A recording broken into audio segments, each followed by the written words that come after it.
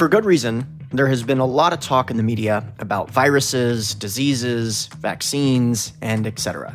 But the truth is, I don't really know what most of those terms technically mean, at least not well enough to define them. And because I'm a real estate investor, I'm actually not embarrassed to admit that reality. So, in this episode, we're going to start with square one and work our way into the details like we always do and see if we can get some accurate information about topics related to COVID-19, because this is really critical that we actually understand this terminology so that we can better understand how this is currently playing out and how things may play out in the future. We have an excellent guest today that specializes in this sort of stuff, and it was really an interesting conversation. I certainly learned a lot. So in this conversation, first of all, we're going to talk about, what is a virus? What does that actually mean? What's the difference between a virus and a disease? What are some of the important differences between COVID-19 and the flu? What has our guests' experience been with COVID-19? Really interesting part of the conversation that I didn't expect. And the part that I found most interesting about this conversation is not all countries are implementing the same kind of shelter-in-place strategies that the United States is. So we talk about some of those different countries, their actions, and how things are playing out in those different countries. Now, of course, things change very rapidly, so just keep in mind the date at which this was recorded and the date at which this was launched. We'll talk more about that during the interview. But overall, a lot of good information that's going to be very relevant for quite some time.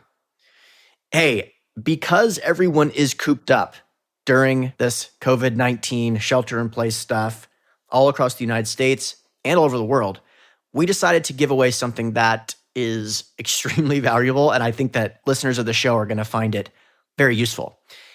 Basically, more than 30 hours of educational content, all yours for free. We're giving away all of the video sessions from both Intelligent Investors 2018 and 2020. So all you have to do is go to the URL, intelligentinvestorsrec.com, create an account, and make sure to do this before the end of April. It's a very short timeline. So go right now, create an account, intelligentinvestorsrec.com. It requires a password. Once you create the password, as long as you do that before the end of April, you'll have access to the videos for life. Now, if you're listening to this in the future, you can still access the videos. It's just going to cost you some money because these videos were intended to be password protected, but we want to do something nice for the listeners because we know that things are challenging. People have a lot of time at home, and we're trying to do anything we can to kind of ease the burden. So, intelligentinvestorsrec.com, create an account, and I'll see you in 30 hours. Some of the best speakers in the business were at the conference, like we always try to bring, and some of the best topics and conversations were had. So, thanks again, you guys. I appreciate your listenership, and I appreciate you staying patient during these challenging times. Hope you enjoy the conversation. How's it going, everyone? Our guest for today is Daisy Robinton, who is a microbiologist who received a PhD in human biology and translational medicine from Harvard University in 2016. She also landed a spot on Forbes 30 Under 30 in 2017 for her scientific discoveries. She's worked with amazing brands like Neutrogena and Lululemon and Powerade, where she helped these companies develop the next generation of consumer products informed by biotechnology. She's also the founder of Weird and Wonderful, which is a production company aimed at bridging the knowledge gap in science by connecting creativity and entertainment to engage and educate and inspire people with all walks of life. Dr. Daisy Robinton, thank you so much for joining us on this incredibly interesting and compelling time. Thanks for coming on.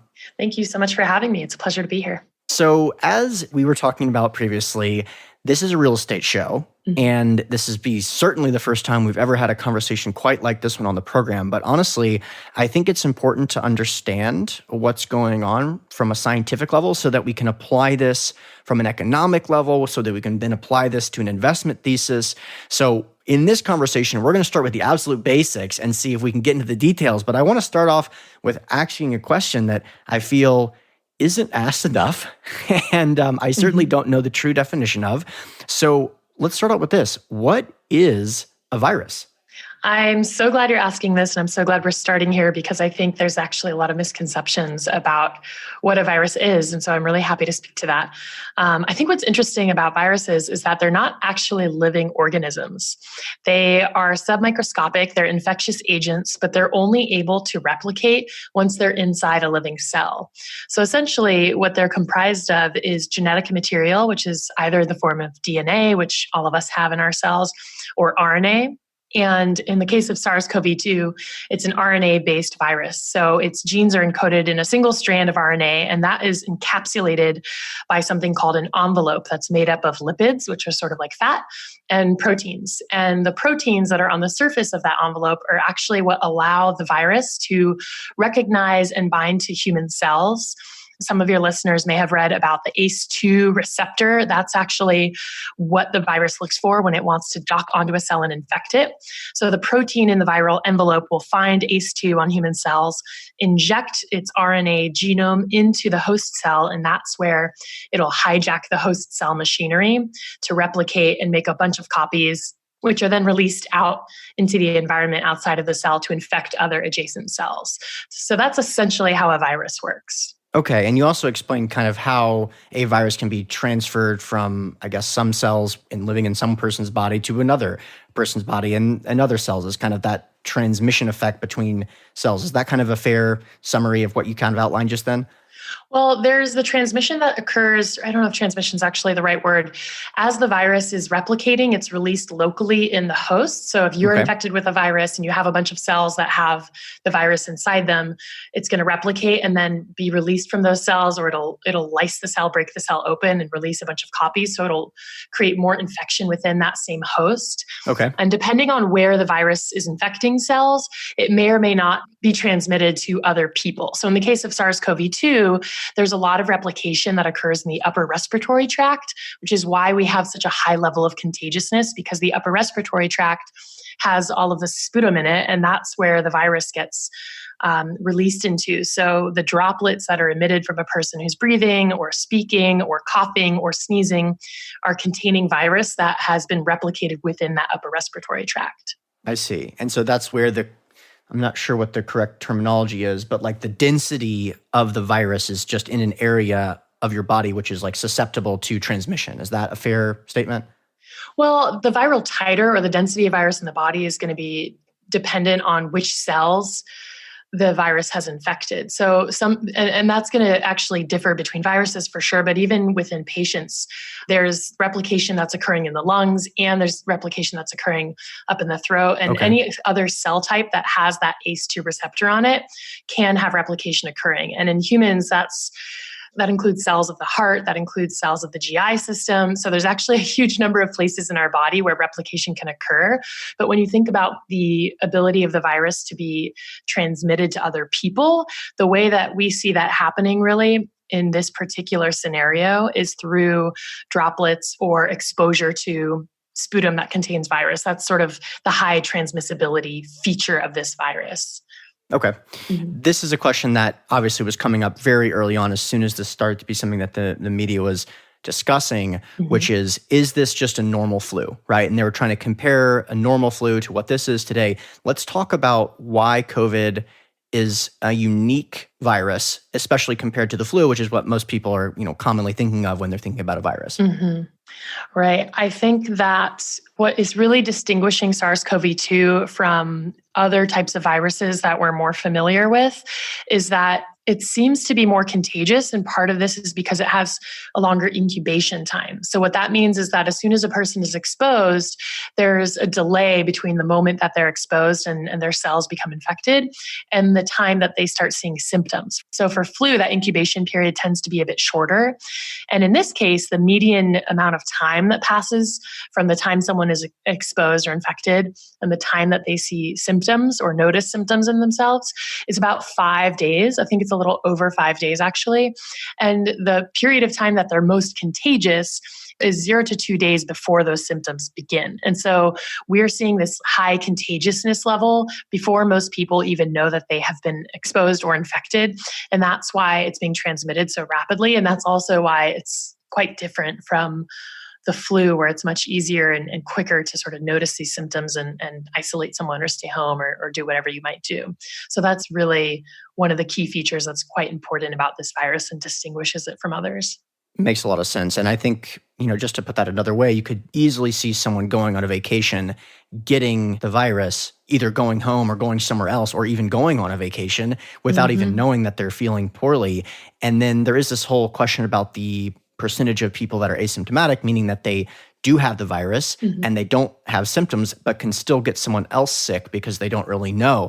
That's kind of unique to this particular situation, where with the flu, you cancel the vacation. You don't want to go. You don't want to go be around other people. And so that's been a reoccurring theme. We'll talk about the percentage of people that are asymptomatic later, but that's kind of, I just wanted to highlight that.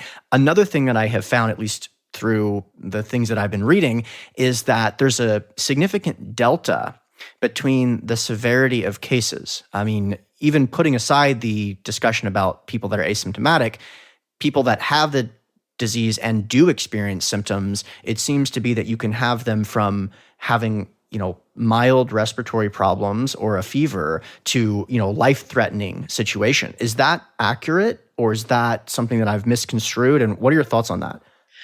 Yeah, we've seen a huge variety of symptoms, like you said, anywhere from fever, dry cough, to pain in the eyes, or diarrhea, or confusion. So there's this huge range of symptoms, and all the people that I personally know who've had this disease, even within my own friend group, have reflected that. And so, and the data reflect that as well. And I think there's so much to be learned still about how this works and why that happens. I think one reasonable explanation that partially explains that links to what I said earlier, which is that many different cell types in humans have that ACE2 receptor. So the virus is able to influence the organs, multiple different types of organs within the body. So it's not just the lungs and the throat, it's also the heart, it's also the GI, it's also cells in your nose that support olfaction. That's why some people are unable to smell or taste. And there's been mounting evidence that there's an influence on the brain as well. And I think that it's hard to say why there's such a wide array of symptoms and why people experience this illness so differently from person to person. But my opinion, and I'm not a medical doctor, I'm a molecular biologist, so I'm not the best person to ask about this, but I've read this space widely and I attend Stanford Grand Rounds and all those things. So from what I've read and what I understand, I think one reasonable explanation is that all of us have our own particular physiology. And of course, there's a large number of people that have underlying health issues, whether it's cardiovascular or pulmonary. So of course, those people tend to be at higher risk.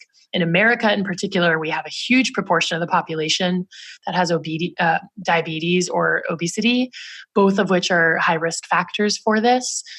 And so it's a little bit, what is the stratification of those underlying conditions? But it's also just a matter of how healthy are we as people and how prepared are we for a challenge like this to our body. And speaking from my own experience, I was sick with this last month, and I'm a, otherwise very healthy person. I exercise 4 or 5 times a week. It's, being healthy is a very core part of my lifestyle. And I'll tell you, I was down for the count for 10 days, couldn't get off the couch, knocked out, couldn't breathe for a couple of days. And it was really alarming and really scary. And I don't have, that I'm aware of, any other underlying issues. So I think that it's important for people to know that it's hard to predict what kind of response you might have. And it's just a bit unpredictable. And, we still have a lot to learn.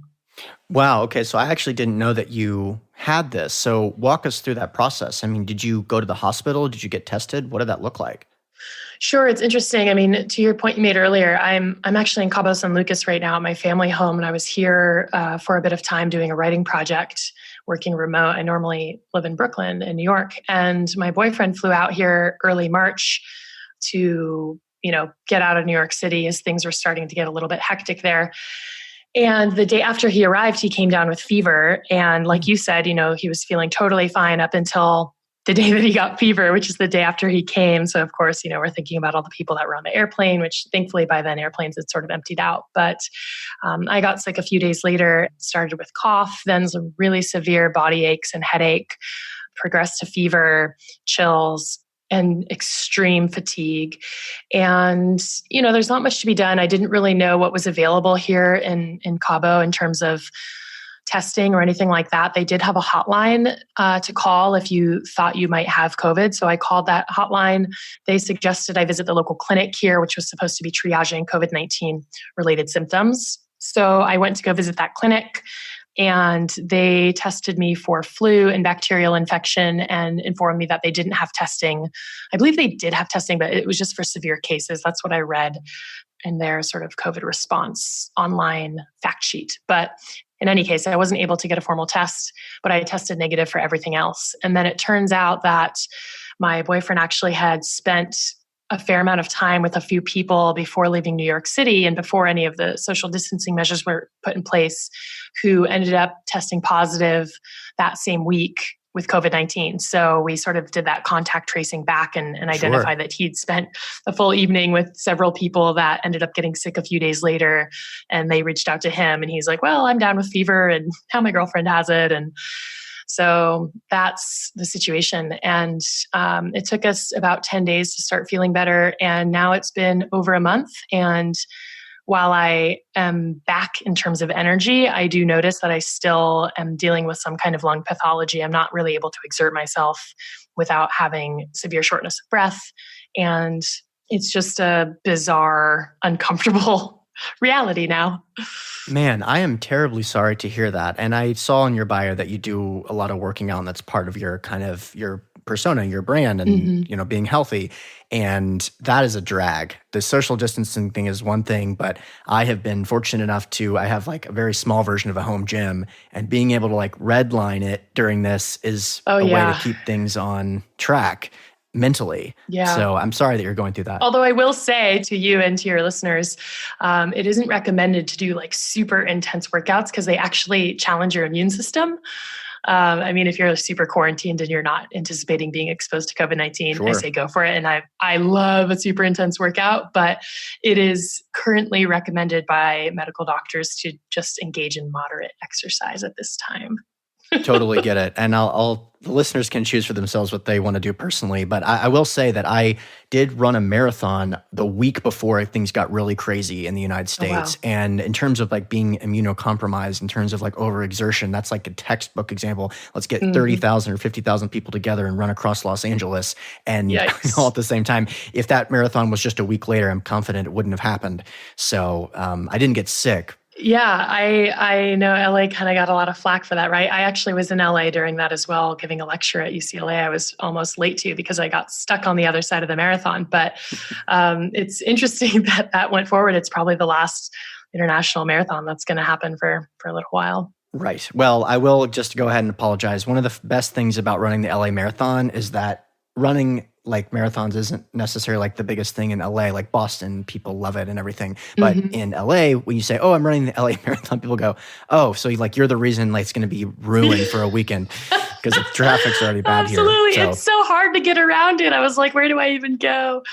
Anyway. I almost missed the marathon itself. I had to run to the marathon. That's not an exaggeration. My warm-up was running to the marathon. I ran an extra mile. All right, back on track. I don't want to go too far down that period. Speaking of kind of being on the airplane and the contagion effect with that, when a virus is airborne, what does that mean? And from your perspective, is COVID an airborne virus? Yes. What that means is that the virus can be present in the air. And I read about or heard, I forget, this really great visual that I think is really helpful for letting people understand this, which is when you're looking at a ray of sunshine that's coming in through the window and you see those floating dust particles, those are the airborne particles that you're constantly breathing in. And those are microparticles, and a lot of them come from breathing. So what you're looking at in those sort of speckles that you see when you see direct sunlight coming in are particles that, if you were around an infected person, could potentially harbor virus within them. And like I said, virus is submicroscopic, and so you wouldn't obviously be able to see it with your eye. And there's these teeny tiny micro droplets that leave your mouth when you speak, when you breathe, when you sneeze and cough. And those who are infected will be emitting virus when they breathe, when they speak, when they sneeze, and when they cough. And there was an interesting study done that showed that if there with poor ventilation in a room, these microparticles can float around in the air for up to 20 minutes. And that's one of the reasons why it's really important to keep your areas well ventilated. And if you go in any enclosed spaces, try and open up windows or get a fan or make sure you're wearing a mask or take other precautions, because we want to make sure that if there is any airborne virus, that it's able to sort of, be flushed away in the breeze.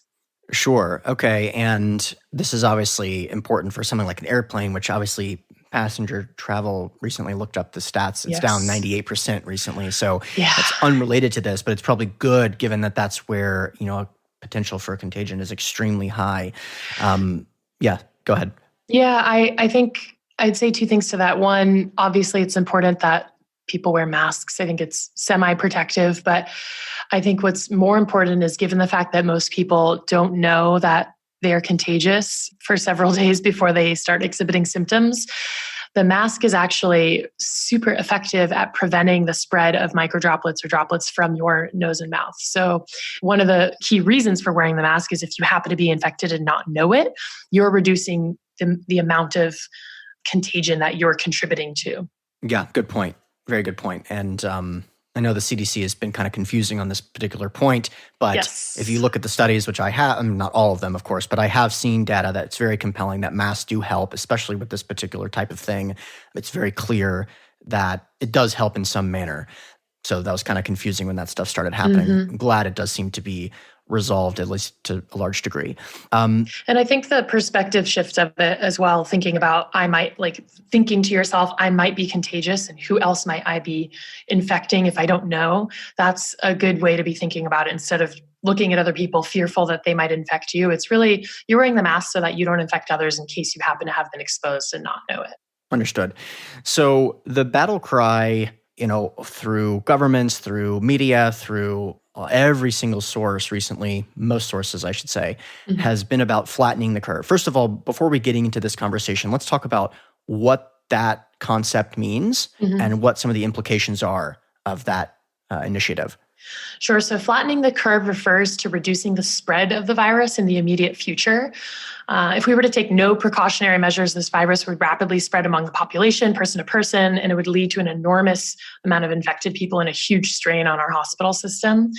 And so when we flatten the curve, what this would mean is that we lower and delay the epidemic peak. So that reduces the burden on hospitals and allows for proper care to be given to those who become critically ill, as well as the people who require hospitalization or care for other indications that are not COVID-19 related. Because we're still seeing heart attacks, we're still seeing other kinds of trauma. Just because there's a pandemic doesn't mean those have necessarily disappeared. And so really what we're trying to do when we flatten the curve is delay how rapidly the spread of virus takes effect, so that we can make sure that we have the capacity to help the people that require hospitalization, to help the people that have critical illness, to help anybody else that might need care in a hospital setting. It also has the added benefit of providing more time to pass before more people are infected. And in that time, we can develop therapeutic strategies. We're, of course, working on a vaccine, which I know we'll talk about in a bit. And, the longer that we're able to sort of push out the spread of this virus, the better job we'll be able to do in taking care of the people who require care beyond just resting at home. Understood. And I feel like that, especially for people that are elderly, that's truly what I would imagine to be very much like a nightmare, to have a really serious illness and to not be able to be cared for in a hospital, or to be cared for in some sort of makeshift hospital where the risk of contagion, even if you're getting attendance not for COVID, I would imagine be very, very challenging. And I've heard some horror stories on both sides of this, some being, well, I had cancer, the cancer was removed, I have a checkup appointment, and that checkup appointment is now being extended because it's not, an emergency, and it's just all very, very challenging. So the other side of this, discussion, if flattening the curve wasn't the preferred metric, the other one would be this concept of, increasing herd immunity. And I remember, I don't think this is going on in my lifetime, but I definitely heard about it in my lifetime, from my mother's generation or my father's generation, let's say, which is like the concept of, chickenpox parties, where everyone gets their kids together and everyone gets chickenpox at the same time. They develop an immunity to chickenpox. And once you get it once, you don't get it again, and you don't have to get a vaccine. This is prior to the vaccines existing, for example. What are your thoughts on the herd immunity strategy or lack thereof versus flattening the curve, let's say? Right. So herd immunity, really what that's referring to, it's describing a scenario in which so many people of the population have developed antibodies and developed an immunity to the pathogen, in this case, SARS-CoV-2, that there's no longer enough new and naive hosts for that virus to infect. So many people have the immunity that if the virus jumps from one person to the other and that other person already has the antibodies and it dies, it's just not going to continue to be transmitted between people. In a state like California, for example, that would be roughly 28 million people that would need to be infected in order for that to take root. And the amount of people that need to be infected is going to depend on how contagious the virus is. So with this particular virus, it's been estimated we need about 70% of our population to have immunity in order for this to be protective. That estimate comes from Johns Hopkins. And that's partly because it's very contagious. When you look at other diseases like measles, for example, herd immunity is reached when 90 to 95% of the population has immunity. For measles, it's 80%. That's partly why we see some of these outbreaks in places that don't partake in vaccine programs because they lose herd immunity. And so they become vulnerable again to those diseases. In the argument for aggressively trying for herd immunity, most scientists and doctors who I respect, and my own personal opinion is that this is not a great strategy to intentionally infect oneself. Part of this is because we don't actually understand the principles of immunity for this virus. So what I mean by that is, like, I was sick, right? And I presumably have antibodies. We don't know how long those last. And so if you take the seasonal flu, for example, people need to get vaccinated for that every year. We don't know if this is like the seasonal flu where we would need to get a slightly different prompting to our immune system in order for us to continue to be immune. And similar to chickenpox, actually, we also don't know if this virus takes up residence in our body. So chickenpox virus, the virus that leads to chickenpox, actually lives sort of dormant in the human body and returns later in life as shingles. Now, I don't know if you've ever experienced shingles or you know anyone who's had shingles, but it's extraordinarily painful. I had shingles actually the year I finished my PhD. It was so terrible. And, it's basically a recurrence of the virus because your immunity drops and then the virus reactivates and it's able to present disease characteristics again. So we don't know if that's true in the case of this virus. And of course, if you have that disease recurrence, then there's the potential for you to be infectious again. So if you're hanging out with your grandmother or your friend who has cardiovascular disease or someone who has cancer or whatever, you could be potentially contagious to those people. And, that's something we don't want. In addition to that, I think it's important to point out that even young people who we're all saying, do pretty well, 20% of them require hospitalization, which is not a small number. And most cases, it's 80% of cases are considered mild. That's what the figures say. Well, mild isn't how you and I might normally think of mild, like, oh, I got a cold, I feel crummy for a couple of days. No, mild means you're not hospitalized. So my illness that I experienced is considered mild, even though there was a day when I was afraid that I would pass out while lying down because I couldn't get enough oxygen. That's considered mild. So it's still pretty severe by the experiential standards. And there's just no shortcut, it's there's a lot of uncertainty. Survivors can have long-term damage, which we're only just beginning to understand. I mean, I mentioned how I'm still having lung problems a month after being sick. We don't know how long it takes to resolve what's happening when you get this illness. And we don't know how much damage is being inflicted to the other organs of our body, how much strain is being put on them and how long that lasts, or if there's permanent scarring or things like that. So if people are thinking about having a coronavirus party and just thinking like, oh, then I'll have immunity, it'll be fine, I think they should really think again and, just try to hang in there with the quarantine until we have better strategies for treating people and And also just doing our best to reduce the burden on our healthcare system in this early phase when we're still figuring it all out. Yeah. Well, look, I really appreciate that answer. And again, I am sorry that you had to go through that. That is terrifying. And I mean, I'm glad that you're okay now. At least the symptoms seem to die down. But man, that's really frightening. And yeah. It's definitely alarming. And I have two girlfriends who also in New York who both were tested positive for COVID-19, both of whom had a similar course of illness as I did. And then they felt better for a couple of days. And then both of them actually had a recurrence. So one of them ended up with another several days of fever and feeling terrible. And the second friend of mine just called me today, and she had been fine for several days and said, you know what, I can't get out of bed. I have these raging aches and I don't know what's going on, but it just feels like I'm not okay anymore. And so, I just want to emphasize that it's not just a flu. And I think for those of us that are young and healthy, we're kind of a little bit more, laissez-faire about everything or blasé about it, but it's not a walk in the park. Understood. And it's not just about your own health, right? It's about the significant typical misrepresentations that are in the media. And so anytime anyone's excited about anything, if you almost always go, this is probably BS and move along with your life, it's almost always a winning bet. And so it's challenging when something like this happens. You see the fractions and online and the people don't trust mainstream thought. I mean, it's very common, and we've seen that in politics. We've seen that in a lot of different things, in schooling and all this stuff. So anyway, let's talk kind of on the other side of this. I'd like to hear about, well, first of all, what a vaccine is and the whole world regarding how a vaccine could help and what that timeline may look like. Sure.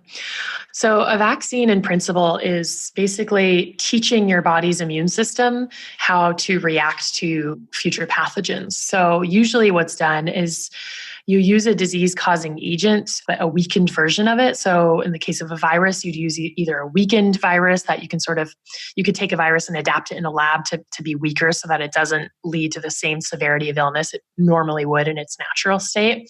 Or you can completely neutralize the virus, but still retain the piece of it that your immune system would recognize and react to. And in some cases, you can even just take proteins that the virus expresses, like on that envelope surface that we talked about. And all of these things act as prompts to the immune system. So you put that into a person's body and the immune system recognizes that there's this foreign invader and it mounts an immune response to that. And so what that does is it generates antibodies in your body and also the immune cells in your body that are responsible for having a memory of past infections, so that in the event that you're exposed to that pathogen again at a later date, you have all of the tools available at your disposal to very quickly neutralize that and protect you.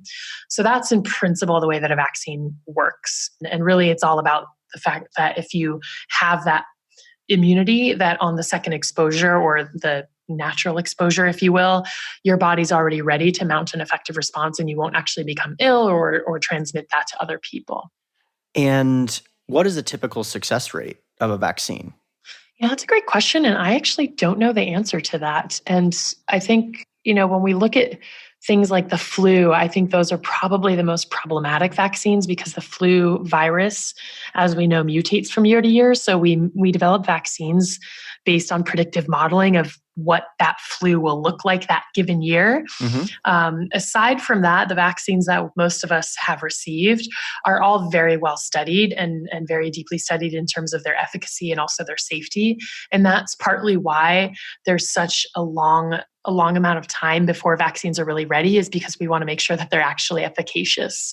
And, the current estimates that are being thrown around out there, I think are accurate, which is, 12 to 18 months before we really know that a vaccine candidate is effective, not only effective, but safe. We want things to be safe. And there have been previous examples.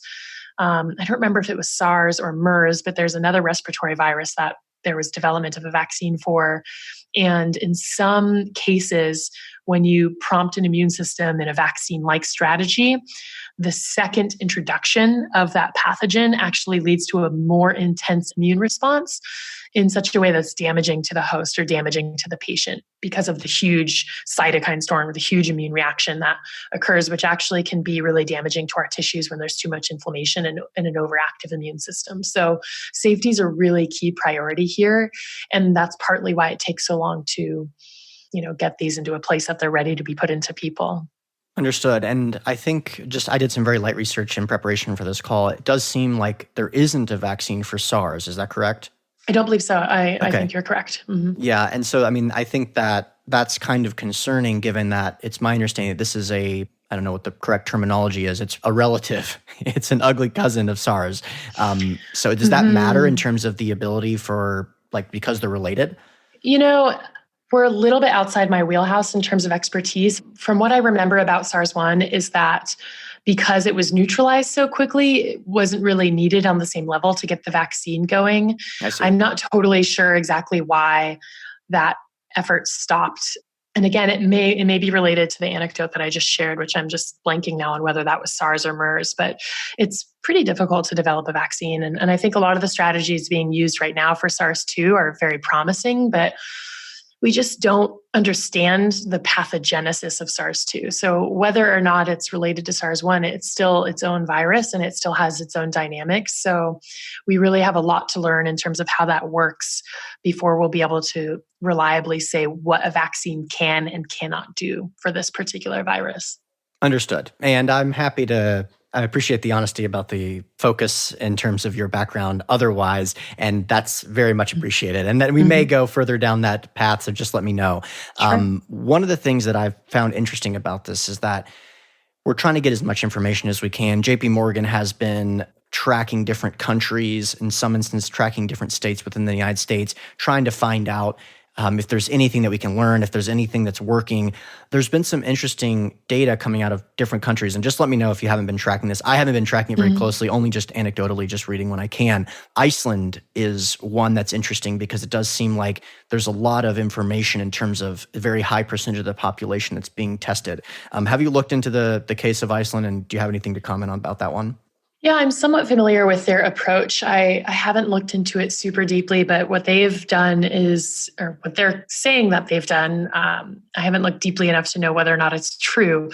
But what they're saying is that they've been aggressively testing their population early and often and doing pretty aggressive contact tracing and quarantine of people thought to be exposed, which of course is similar to some of, I believe Korea did this as well, which was one of the only effective strategies to prevent widespread transmission, of course, is to quarantine the people that may be exposed and keep them from infecting other people. So if one person has the virus and they hang out with a few people and some days pass, that first person gets symptoms, you can go back to those other people that they spent time with, ask them to quarantine so that they don't continue transmitting to other people, and the transmission chain then ends there. And so that's the strategy that Iceland is taking. And because of this, they have not gone into lockdown, and they have some other rationales around keeping schools open and keeping restaurants open and allowing tourism. I think it's interesting. I don't take a position just because it's hard to say how to weigh the benefits and risks of that against the economic ramifications of the lockdown that we're seeing in other countries. It's just hard to know what's the right thing to do. And of course, we want to preserve human life. And it's obvious that if you infect, whatever it is, 100 people, that there's going to be some proportion of those people, 5 to 10, say, that are going to die. And we don't want that to happen. So, but it's indirect causes that are causing hardship from the economic ramifications and the isolation and the mental health problems from the lockdown. So, it's just hard to say what's right. I think what Iceland is doing is interesting. I know Sweden's another case that's quite interesting that hasn't taken an aggressive approach. And it's just hard to say in these early days what that means for them, what that means for their countries, for their people, whether in a year from now we'll be applauding them or saying that they were crazy and shaking our heads. Yeah, you're absolutely right. And I agree with you. It's very hard to run the calculation, which is why it's so challenging. I mean, I appreciate that you shared that perspective because I am 100% on board with that. It's challenging to run the calculation. I don't like it when people say it's easy to run the calculation. What we need to do is 100% be focused on not one more person getting COVID. That's like a very scary stance to take. And I'm coming out against that stance. As far as Frieden is concerned, yeah, I mean, for people that aren't tracking it as closely, they have kind of taken a position that they're not going to do the really intense shelter in place, quarantine stuff, and the schools are open, for example. Mm-hmm. We'll continue tracking that. JP Morgan, I'll link to that in the show notes page, is tracking that right now. There's been some discussion, they're currently tracking in terms of infections per million below the United States. It will be interested to see where that goes from here. But there also have been some discussions about the fact that I think the mortality rate has been higher than some of their neighboring countries, which would also be really important. So just wanted to mention that since I've seen that data. Yeah, I also think one of the things to keep in mind, especially as we think, I know that we'll probably chat about this a little bit later, but when we think about how do we start resuming normal, what does it look like to reopen? And we can kind of think about Sweden and Iceland as examples of a different path. One of the things that's going to be important for that, and maybe this is part of the math for them, is that we need to be able to have the hospital capacity to deal with the people that require hospitalization. And I think one of the downsides of the approach that Sweden and Iceland are taking is that because they're allowing more of their population to get infected early on, we have fewer strategies to effectively treat people. We have dozens and dozens and dozens of clinical trials ongoing. We have some promising data from the Gilead remdesivir trial, and there's a bunch of other things that are in the mix right now. And, I think in even a month's time, we're going to have a better sense of what are some things that we can offer patients that will reduce the severity of their disease, reduce long-term consequences, reduce ICU admission, reduce ventilators or the need for ventilators. And that's going to be really important for patients. So in terms of Iceland and Sweden and their strategy, I think it seems that they don't have as rapid a transmission because of how they're doing contact tracing and testing and that sort of thing.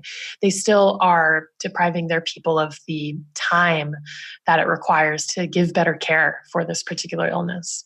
Makes total sense. Basically, that 3 months could be really important. I mean, we've seen everything changes by the time this gets put out. It'll be out of date. It's like just a matter of days. Let me ask you something. If a normal person that's not as scientifically inclined as yourself wants to learn, where are some of the resources that they can go to track this in an objective manner that's going to give them, reports where they can see how things are going and what direction they're trending? Yeah. What's really great is most of the sources that are out there, I believe, are providing free coverage of COVID-19. I'm actually not reading the news at all. I get all of my information relating to this from scientific sources, actually from Twitter. There's a lot of epidemiologists and virologists and scientists and doctors who I follow who are putting out really beautiful commentary and covering the preprint papers that are coming out. I think Eric Topol does a really nice job of getting a pretty broad set of papers and opinions and comments. And he also includes things from the New York Times, the Atlantic, publications like that. Nature, which is one of the most revered scientific journals, actually Nature and Science, the top two of three, offer really great coronavirus coverage. Both of them have pages that serve as sort of like a summary of what you can find from the literature that they've sort of curated. And I can send you a link to the Nature one, which I visit regularly. I think they post like once a day, one of the things that's come out, and it's in pretty accessible terms. Obviously, I wouldn't say to your audience to go read these scientific papers because they're super technical. Sure. And a lot of them are very preliminary. So if you don't have a science background, it's hard to know how to evaluate the conclusions and whether or not we can trust them because a lot of this data is preliminary. But, I think that the New York Times is doing really great coverage of this, and a lot of the contributors right now are doctors and scientists with relevant backgrounds and expertise. I think Wired is doing a nice job. The Atlantic has some really wonderful pieces from Ed Yong, who's a science writer, but has also been speaking to, how are we going to deal with this over the summer? What's it going to look like when we reopen this after the shelter? And while he's a science writer, he's putting it into a broader context. So I think for your audience of people that want to be engaged with this and want to learn and they're smart and they're motivated, I think these are sources that are going to be able to speak in terms that are understandable, but also engage at a high level with what's going on and in a way that's, important and relevant and getting rid of some of the noise. Sure. And I appreciate all those resources. Let's talk about kind of the path forward. In the conversation, you've talked about Iceland, for example, their access to testing is huge. How far away is the United States to having ample access to testing? Because I could see a very clear thesis being created. If I could get tested right now and I could know either A, that I don't have it, or B, that I have had it and have fought it off and am likely not as susceptible, then I could see myself, going out into the world and having a good life. How far away are we from that? Or do you think that that's the path forward? I think that ramping up testing is critical. It's really hard to say when that's going to happen. I think most of us are kind of shocked and dismayed that it's not already happening today, especially in the United States. And, we have all of the tools at our disposal to do that. And there's just been complication after complication preventing widespread testing to roll out. So that's been really frustrating to witness and what is that complication? I'm not aware. Well, early on, the CDC, I think it was, shipped out a bunch of tests and they either had the wrong reagent or they were missing a reagent or there was something faulty with it. So all of these tests went out that actually couldn't be used. There's been a lot of red tape preventing testing from going out. And there's been a lot of tests going out there that aren't actually as accurate as they need to be or don't have the high sensitivity or specificity to detect specifically SARS-CoV-2 versus other coronaviruses, and also differentiate between, sometimes you'll get false positives, sometimes you'll get false negatives, and you need to really understand what that rate looks like and communicate that with doctors and patients so that they know, we've seen a false negative rate of between 18 and 25% in the tests that are done, which means that 18 to 25% of people are being told that they're negative for coronavirus, but they actually have it. So you can imagine what kind of problem that shows. And right, especially barring the quarantine, right? If absolutely. That wasn't taken, right. Yeah. So I don't know what the timelines are now because we've been told and promised so many things that haven't really come through. And I'm not sure where it stands with that. I think we're much closer than we were before. And there's tons of academic laboratories and biotech companies that have developed tests and developed beautiful and rigorous tests. I've seen data from a number of labs across the US at Stanford, at Mount Sinai, at Weill Cornell School of Medicine. And it's just a matter of getting approval to be used both in a hospital setting, but then also direct to consumer, which I think will also be helpful in some cases. So hopefully soon, but it's not clear to me exactly when soon is. Understood. And you know what? I want to circle back on the Iceland thing just to mention something because I did read it a couple times. It does seem like with the access to testing, Iceland in particular is finding that about half the people that test positive for it have been asymptomatic, not in the sense that they have had mild cases of symptoms, but that they didn't know that they had it, that they never experienced any symptoms whatsoever. So that is a bit of good news, which the implication is that the percentages in the United States are likely off and inflated in the sense that there's a lot of people that have not reported themselves to be sick, have not gone to the hospital or anything like that. Well, I'd actually caution against that interpretation from those data. I haven't seen the Iceland figures specifically, but there's been a number of studies done. Definitely in China, there's been a number done where they've done widespread testing of a representative proportion of the population. And then there's been another widespread study done on pregnant women because we know that COVID-19 is particularly severe for infants. So it's really important that pregnant mothers who are close to delivery get tested. And the data that are shown suggests that most people who are tested and haven't had symptoms are just pre-symptomatic, and that most people develop some level of symptoms, even if it's quite mild. The most recent data that I saw that came out of China suggested that there was quite a small proportion that were truly asymptomatic. So I don't know what the Iceland study was, and perhaps that's particular to their population and the demographics of their population. I don't know. So that could be true. But I think for America in particular, where we tend to be kind of unhealthy as a nation, we have such a high proportion of obesity in our metropolitan centers. We have a lot of lung pathology and lung issues, which tends to be one of the things that links to more severe outcomes. I would expect that there were proportionally fewer people in the US in particular who would be asymptomatic or have super mild symptoms. Oh yeah, certainly fair. I think like 40% of Iceland is like a power lifter and the other 60% is like extras on Game of Thrones because they're just massive, strong people. So like very fair. Could be true. Daisy, Dr. Daisy, I should say, please. That was very, very, very kind of you to come on the show. I know that this isn't the focus, the real estate world, but I'm sure that the listeners really, really appreciated the level of detail and the understanding. Before we jump off, though, I'd love to have you share some of the resources that you make available, and then also, your company, your website, and all that. We'd be happy to link to that in the show notes page. Yeah, absolutely. I'll send along the resources to you that I mentioned. And if anyone wants to follow more of my work, I think LinkedIn is an easy way to do that. My name is Daisy Robinton. I'm also on Twitter at Daisy Robinton or Instagram at Daisy_Robinton. So you can find me in any of those places. And I'll also point out my last name is like Robinson, but T-O-N, Robinton. Perfect. We will link to all that. Thank you so much for coming on. Sure. Thank you so much. All right, listeners, thanks for checking out the episode. As always, the contact information for our guest will be available in the show notes page, which is hosted on SoundCloud, iTunes, and Stitcher. Don't forget, if you want access to some of the free goodies that I'm talking about at the beginning of these episodes, like free ebooks, weekly investor emails, and articles about some of the most important investment-related topics, make sure that you have created an account with CFC because this stuff is automatically available. You can do this by going to cashflowconnections.com and signing up as an accredited investor. Of course, if you have any questions, feel free to email me at hunterthompson@cashflowconnections.com. Thanks again.